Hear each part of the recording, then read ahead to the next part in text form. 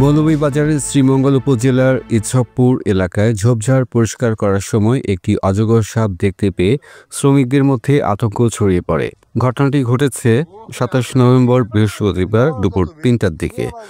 ঘটনার পরপরই স্থানীয় যুবক অনিক দেব বিষয়টি দ্রুত বাংলাদেশ বন্যপ্রাণী সেবা ফাউন্ডেশনকে জানায়। খবর পেয়ে ফাউন্ডেশনের পরিচালক স্বপন দেব সজল এবং পরিবেশকর্মী রাজদীপ দেব ঘটনাস্থলে পৌঁছে অক্ষত অবস্থায় সাপটিকে উদ্ধার করেন।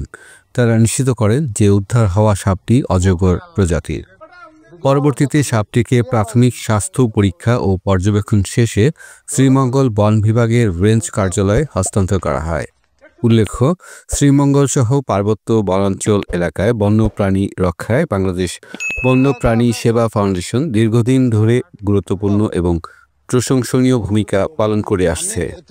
মাসুদুল হক, কালচক্র 24।